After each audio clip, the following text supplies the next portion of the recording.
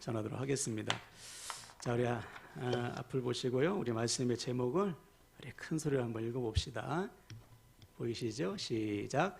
보냄받은 자로 살아가십시오. 아멘. 보냄받은 자로 살아가십시오 라는 제목으로 말씀 증거하겠습니다. 우리 앞뒤 좌우 보시고요. 우리 마음을 담아서 인사하겠습니다. 사랑합니다. 축복합니다. 축복합니다. 네. 오늘 2월 셋째 주일 예배 동참하신 우리 모든 가족들을 축복합니다. 설 명절은 다 잘 지내셨죠? 네. 모처럼 연휴가 좀 길어가지고 좀 쉬셨을 텐데, 지난 주일에도 제가 말씀드렸습니다만, 우리 믿는 자들은요, 어디서든지 믿음의 본을 보여야 됩니다. 특별히 가족들, 친지들, 이런 명절을 맞이해서 거기에 믿지 않는 사람들에게 믿음의 선한 영향을 끼쳐야 되는 거예요. 그래서 그들이 우리를 통해 예수 믿는 사람은 좀 다르구나, 나도 예수 믿어봐야 되겠구나, 그때 그들의 마음이 열려지는 것이거든요. 그래서 여러분, 가족 중에 또 친지 중에 믿지 않는 분들이 있다면 여러분 기도하면서 믿음의 본을 보이고 또 기회를 주시면 복음도 전하시길 바랍니다. 그래서 올 한 해 우리 모든 가족들, 여러분 가족들이 다 주님께 돌아오는 구원의 역사가 나타나게 되기를 주님의 이름으로 축원을 드립니다. 올 한 해 하나님께서 우리에게 주신 비전은 세상이 칭송하는 교회가 되는 것입니다. 우리가 세상의 칭송을 받아야 되는 이유는 우리가 전하는 복음 때문이라고 했어요. 즉 우리가 복음대로 살아서 복음으로 인해 변화된 삶을 보여줄 때 비로소 세상은 우리가 전하는 복음의 귀를 기울이죠. 우리가 복음을 전하지만 복음과 삶이 다르다면 누가 우리가 전하는 말씀을 듣겠어요? 그래서 반드시 우리는 세상이 칭송할 정도로 복음으로 변화된 삶을 살아가야 된다. 자, 그럼 어떻게 할 때 우리가 그렇게 변화될 수 있을까? 우리 성경을 통해서 그동안 5가지를 실천사항을 나눴습니다. 첫 번째는 말씀대로, 가르침대로 사는 것이죠. 말씀대로 살 때, 말씀으로 인해 우리의 삶이 변화되고 변화된 삶으로 복음을 전할 때 사람들은 우리가 전하는 말씀을 듣게 될 거예요. 여러분, 올 한 해 말씀으로 변화되길 축복합니다. 두 번째는 힘써 기도하는 것이죠. 여러분, 누가 말씀대로 살 수 있습니까? 누가 말씀을 분별하고 순종할 수 있죠? 우리 힘으로는 안 돼요. 오직 힘써 기도할 때 하나님께서 우리에게 말씀을 분별하고 순종할 수 있는 지혜와 능력을 부어주시는 거예요. 바라기는 여러분, 말씀을 듣고 순종해서 말씀으로 인해 변화되는, 이를 위해서 뜨겁게 기도하는 저와 여러분 되길 바랍니다. 세 번째는 믿음 안에서 교제하는 것입니다. 신앙생활 가운데 믿음의 교제가 상당히 중요해요. 왜냐하면 우리 혼자로서는 온전한 믿음이 될 수 없습니다. 그래서 우리가 오늘 모인 것은 그저 서로 친목을 도모하거나 인간관계를 넓히기 위함이 아니죠. 왜 모인다고 했습니까? 서로 돌아보아 사랑과 선행을 격려하기 위해서. 그래서 함께 믿음을 붙들어주고요, 함께 주님의 뜻을 이루어가는 믿음의 교제가 필요한 거예요. 여러분, 서로 사랑과 선행으로 격려하고 서로 믿음을 붙들어주는 우리 함께라는 교회 지체들 되길 바랍니다. 네 번째는 예배에 생명 거는 것이죠. 예배는 우리의 삶 전체를 하나님께 드리는 것이고 하나님께서 우리를 만나주시는 공식적인 통로라고 했습니다. 그래서 하나님은 뭐라고 말씀했어요? 너는 나를 찾으라, 그러면 산다. 우리는 예배 가운데 임재하신 하나님을 간절히 찾는 거예요. 그때 우리는 하나님을 만나고 하나님을 만날 때 우리의 몸과 마음과 영혼이 새로워지는 것입니다. 오늘 예배 가운데 저와 여러분 모두가 살아나는 역사가 일어나길 바랍니다. 다섯 번째는 하나님처럼 사랑하는 거예요. 하나님은 죄인된 우리들을 먼저 사랑하셨습니다. 조건 없이. 즉 심판받을 수밖에 없는 우리들을 아무런 조건 없이 먼저 사랑하셨어요. 그 결과 우리가 살아났죠. 아멘이십니까? 그러므로 우리도 하나님처럼 살면 되는 거예요. 어떻게? 조건 없이 먼저 사랑하는 거예요. 그때 하나님은 우리의 사랑을 통해 하나님의 사랑을 완성하신다는 사실을 믿으시길 바랍니다. 아멘. 자, 오늘은 6번째 실천사항입니다. 한번 따라할까요? 구원받는 자가 더해지는 교회. 네. 교회의 존재 목적은 영혼 구원이에요. 우리 주님께서 이 땅에 오신 목적도 영혼 구원입니다. 우리 앞을 보고 한번 읽어볼까요? 누가복음 19장 10절 말씀. 있습니다. 시작. 인자가 온 것은 잃어버린 자를 찾아 구원하려 함이니라. 그렇죠. 주님께서 이 땅에 오신 목적은 잃어버린 영혼들을 찾아서 구원하시기 위함이에요. 하나도 잃어버리지 않는 것이 우리 아버지의 뜻이라고 했어요. 즉 죄로 인해 심판받아 망할 수밖에 없던 영혼들을 찾아서 구원하시기 위해 주님께서 이 땅에 오셨다는 사실입니다. 근데 여기서 중요한 것은 이것을 혼자 하지 않으셨다는 거예요. 이 영혼 구원의 사역에 동참할 동역자들을 부르셨다는 것입니다. 그들이 바로 제자들이요, 주님께서 이 땅에 세우신 주님의 몸된 교회인 거예요. 그러니까 주님께서 제자들을 부르실 때 뭐라고 부르셨죠?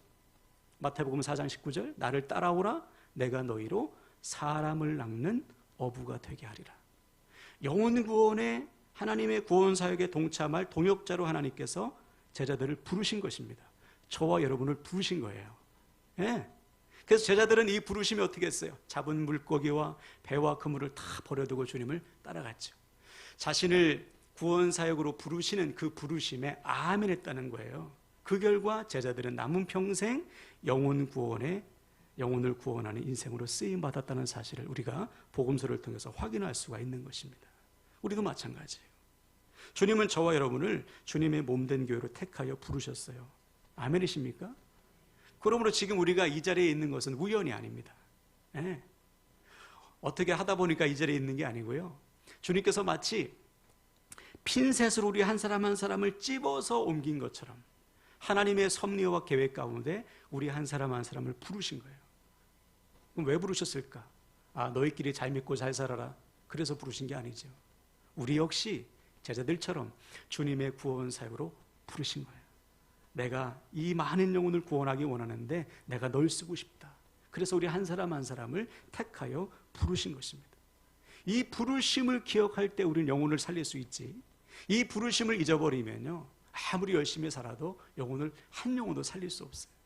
근데 가끔 보면 이 주님의 부르심을 잊어버린 채 망각한 채 살아가는 성도들이 우리 주변에 적지 않은 것 같아요. 예를 들어서 제가 이런 이야기를 들었습니다. 책에서 봤는데 미국의 어느 시골 교회에 목사님이 새로 부임했어요. 시골 마을에 자그마한 교회에 목사님이 부임했는데 이 새로 부임하시니까 얼마나 열정이 있습니까? 그래서 그 마을에 나가서 열심히 전도하셨어요. 목사님 전도하고 또 전도하고. 그래서 전도의 열매를 맺었습니다. 새 가족들이 주일날 한 사람씩 교회를 방문하는 거예요. 얼마나 기쁩니까? 자, 그런데 이상하게 한 번 주일날 오셨는데 다음 주일은 안 오시는 거예요. 이런 일이 몇 번이 반복이 됐어요. 처음에는 내가 오늘 설교를 못했나, 오늘 교회가 부족한가, 성도들이 좀 차게 됐나, 그래서 여러 고민 가운데 찾아갔어요. 자기가 전도한 사람들을 찾아가서 아니 왜 안 오시냐고, 계속해서 신앙생활 하시자고. 그랬더니 그분들이 하는 말이, 목사님 교회에 나이 많으신 할머니 권사님 두 분이 오셔가지고요, 우리 교회 오지 말라고 했어요. 새 가족들을 찾아갔는데 똑같은 말 하는 거예요. 두 분이 찾아오셔서 교회 오지 말라고 하던데요. 목사님 이해가 안 되죠. 왜 새 가족을 오지 말라고 했나. 그래서 그 할머니 권사님들을 찾아갔습니다. 두 분을 찾아가서 왜 그러셨냐고 물어보니까 하시는 말씀이, 목사님 우리 교회에 공동묘지에 묘자리가 딱 2개 있는데 그거 우리가 차지하기로 합의가 다 됐습니다. 남은 성도들. 그러니까 새 가족 오면 또 합의해야 되니까 제가 오지 말라고 했어요. 정말 이런 일이 있을까 싶지만 실제니까 책에 기록했겠죠. 그러니까 이 두 분 권사님은 교회에 속한 이유가 뭐예요? 묘자리 때문에. 남아있는 묘자리 공짜로 들어가려고. 하나님의 부르심, 하나님의 택하심, 이것은 전혀 관심도 없이 그저 자기의 유익을 위해서 교회를 말 그대로 다니고 있는 거예요. 교회가 되지 않고 교회를 다니고 있는 것입니다. 정말 이런 일이 있을까 싶겠지만 한편으로 생각하면 오늘날 성도들 가운데, 교회 가운데 정말 삶의 자리에서 주님의 부르심에 순종해서 영혼을 구원하기 위해서 애쓰고 헌신하는 성도들이 여러분 얼마나 될까요? 달마다 어디에서 무엇을 하든지 주님의 부르심을 생각해서 그 부르심에 충성하는 성도들이 많지 않은 것이 오늘날 우리의 현실이에요.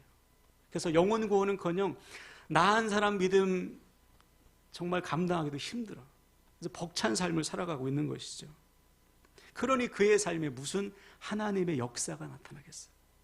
부르심을 잊어버리면 우리의 삶에 하나님의 역사는 일어날 수가 없습니다. 그래서 우리 주님도 일찍이 이렇게 경고하셨잖아요. 우리 한번 읽어볼까요? 마태복음 5장 13절. 없군요. 제가 읽겠습니다.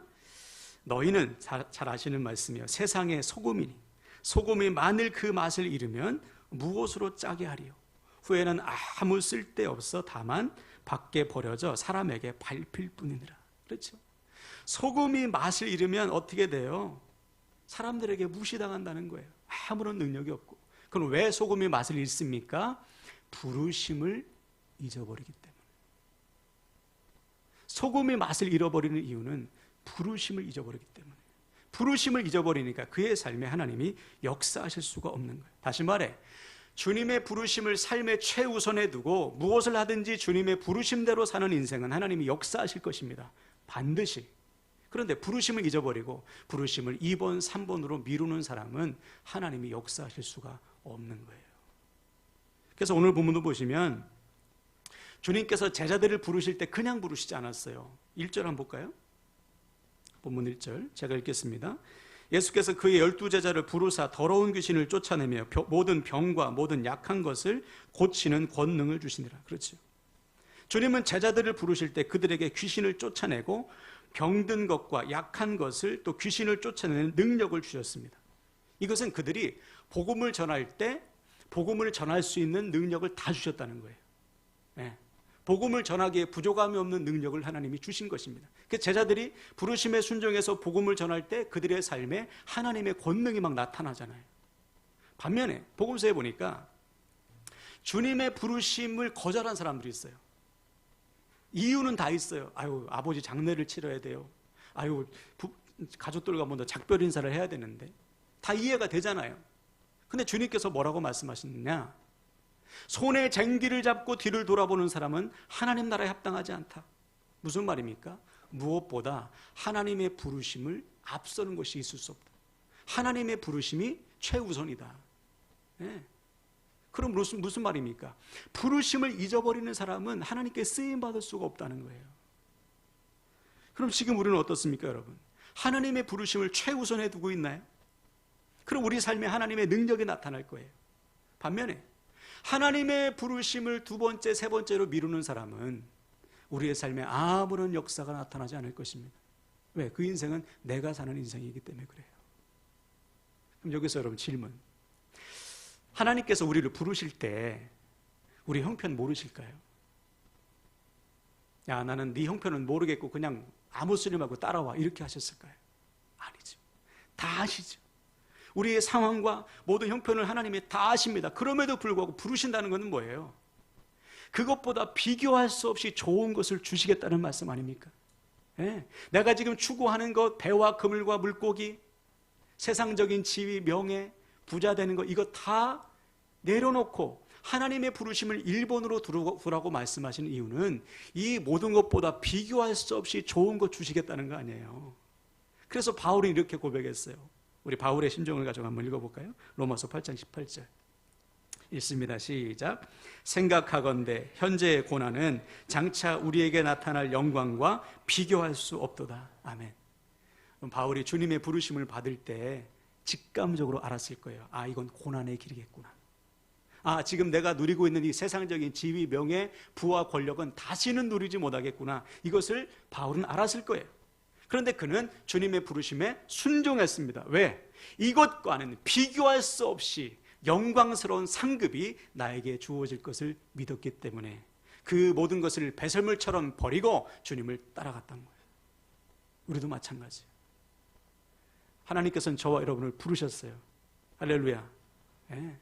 우리가 주님의 부르심대로 살아갈 때 우리의 삶에 하나님의 권능이 나타날 것입니다. 아멘이십니까?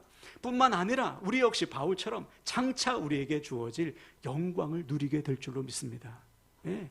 이 하나님의 말씀을 믿는 자는 부르심대로 그냥 사는 거예요. 부르심을 최우선에 두고 아, 나를 영혼 구원하는 사역자로 동역자로 부르셨지. 이 부르심을 깨닫고 무엇을 하든지 부르심에 순종하며 살아가는 것입니다. 그때 저와 여러분 반드시 영혼을 살리는 인생이 될 거예요. 아멘. 그러므로 사랑하는 여러분, 오늘 말씀을 통해 우리를 주님의 동역자로, 주님의 몸된 교회로 택하시고 부르신 그 부르심을 다시 한번 확인하시고, 우리가 오늘부터 무엇을 하든지 영혼 구원, 나를 부르신 뜻에 순종해서 일평생 남은 인생 하나님의 부르심을 따라 영혼을 살리는 인생으로 쓰임 받으시기를 주님의 이름으로 간절히 축원을 드립니다. 아멘. 자, 그런데 여기서 우리가 또 한 가지 생각해 드릴 게 있어요. 우리 중에 하나님께서 나를 택하여 부르셨다, 이것을 부정할 사람은 없을 겁니다. 다 아멘이죠. 아, 나 같은 죄인을 하나님이 찾아오셔서 택하시고 부르셨네, 너무 감사하다.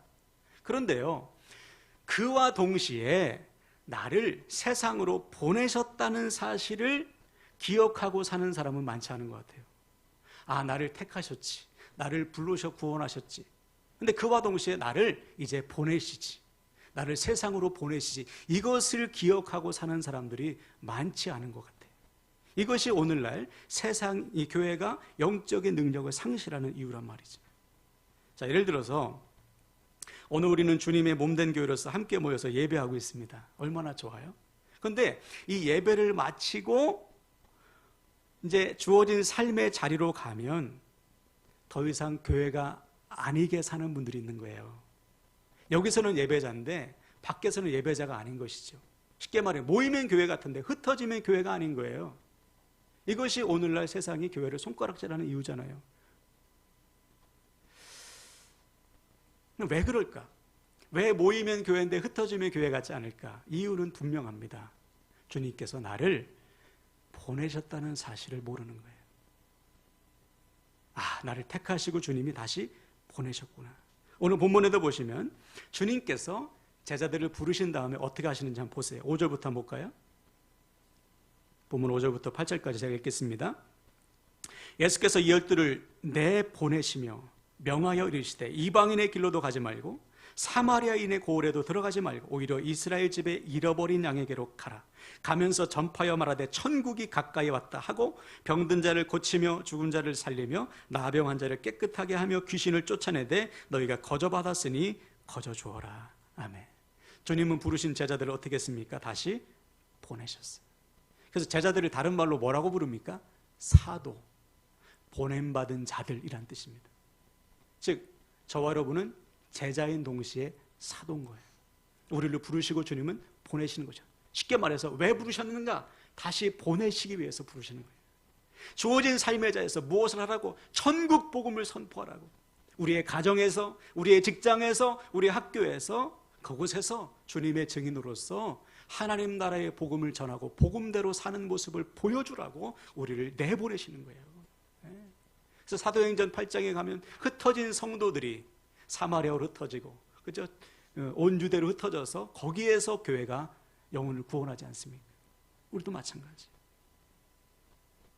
오늘 여러분, 우리가 저 교회 문을 열고 가정으로 들어갈 때 나는 어떤 정체성을 가지고 살아가야 됩니까? 아, 나를 이 가정으로 주님이 보내셨구나. 학교에 갈 때도, 학원에 갈 때도, 아, 주님이 나를 이 학교로, 이 학원으로 보내셨구나. 직장에 갈 때도 아유 지겨운 직장 그러지 말고, 아, 하나님께서 오늘 나를 이 직장으로 보내시는구나. 나를 통해서 행하실 일을 기대하면서 가야죠. 이것이 믿는 자의 삶 아닙니까? 예?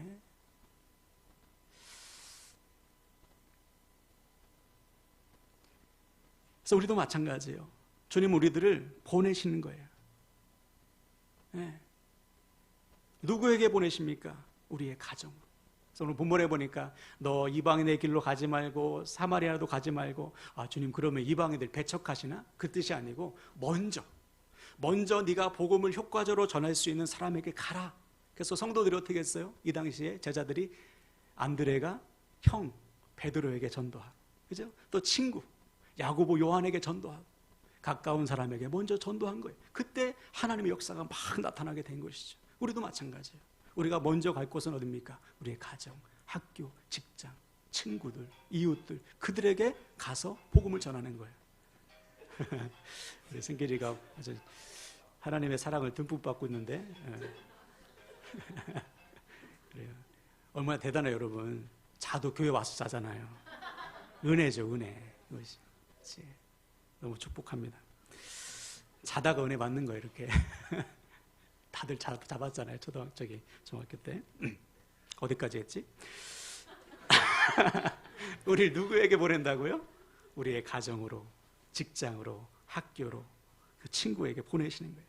이 보내심을 믿는 자는 주어진 삶의 자리에서도 보냄받은 자로서 사는 것이죠. 말 한마디를 하더라도 보냄받은 자답게, 그렇죠? 행동 하나하나 하더라도 보냄받은 자답게 행동하는 거예요.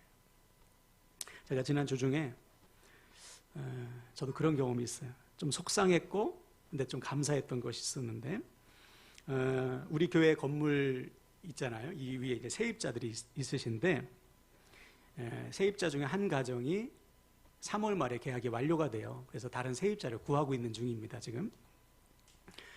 그러던 중에 부동산에서 연락이 왔어요. 한 분이 들어오길 원하신다. 언제 들어오시냐 했더니, 우리는 3월 말에 만료인데 그 전에 들어오셔야 되는데 어떻게 하냐고 물어보니까 4월 초니까 괜찮을 것 같다고, 조금 양해를 구해보라고. 4월 초면 우리가 보통 4월 초 하면 4월 1, 2, 3 요 정도 아니에요? 그죠? 그러니까 양해를 구하고 조금 이렇게 좀 나중에 며칠 있다가 보증금을 줄 수 있잖아요. 그래서 그러냐고 해서 진행하기로 했습니다. 근데 계속 물어봐도 잘 모르겠다는 거예요. 그래서 더 이상 안 되겠다 싶어서 딱 끊고, 정확한 입주 날짜를 알아야 우리가 계약을 계속할 수 있을 것 같습니다. 그랬더니 그때서야 4월 24일 날 들어온다는 거예요. 너무 텀이 길잖아요.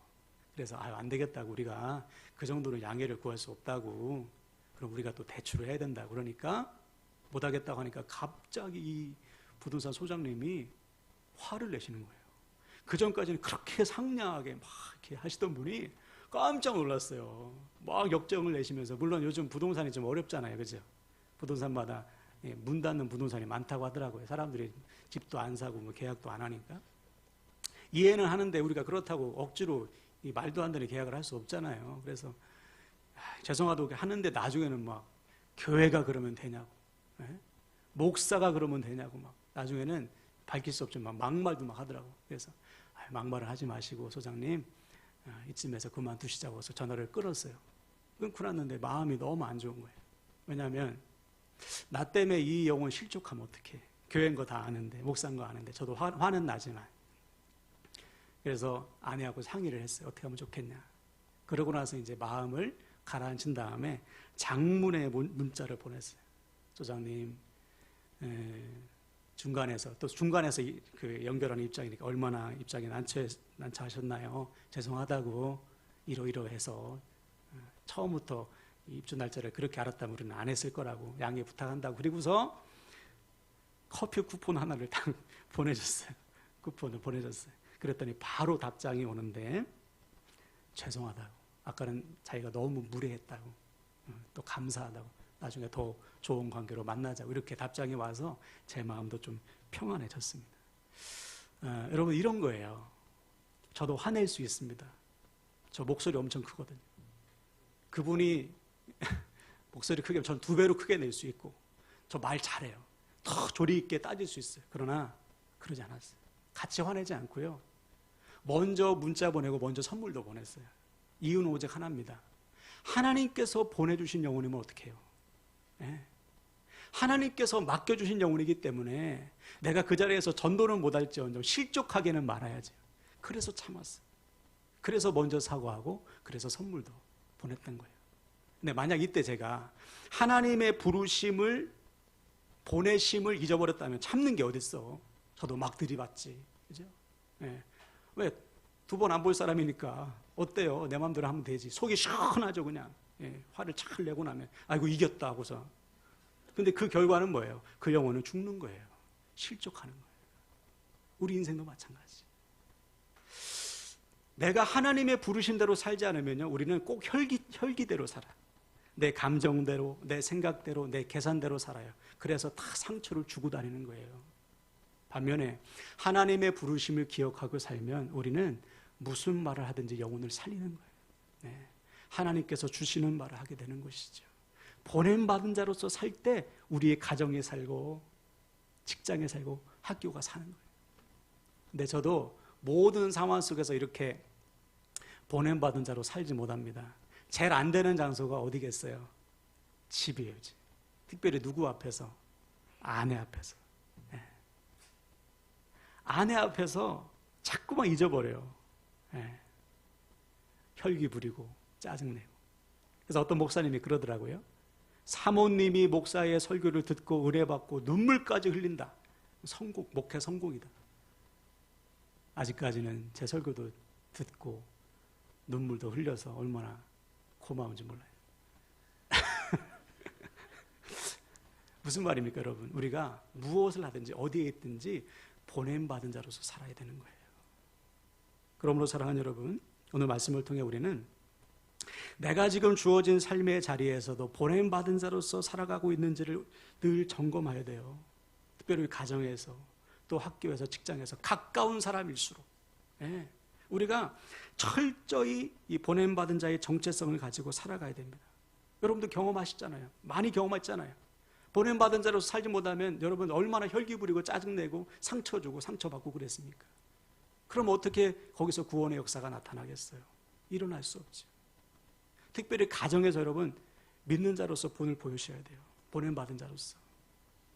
지난 주중에 우리 고등부 우리 준석이 하준석 학생이 저에게 동영상을 하나 보냈어요. 보니까 유연이하고 찬이가 셋이서 좋은 얘기야, 유연아. 유연이네 집에서 자면서 예배를 드렸더라고요. 셋이서. 교회 유튜브 예배 영상을 틀어놓고 막 찬송도 하고, 그죠? 얼마나 감동받았는지 몰라요. 갑자기. 이 아이들이 집에서도 믿는 자로서 살고 있구나. 모여서 게임하지 않고, 나쁜 거 보지 않고, 나쁜 거 하지 않고, 예배를 드리고 있구나. 얼마나 제가 감동받았는지 몰라요. 제가 잘 가르쳤다. 네. 그래서 기도했어요. 하나님, 머지않아 이 아이들, 집에서 홀로 믿는 아이들, 가족들이 이들을 통해서 주님께 돌아오게 하옵소서. 같이 기도해 주세요. 꼭 그런 일이 속히 이루어질 줄로 믿습니다. 이 시간 우리 다 같이 말씀을 마무리하는데요. 결단합시다. 오늘부터 우리는 주님의 부르심을 기억하고 그 부르심에 순종해야 합니다.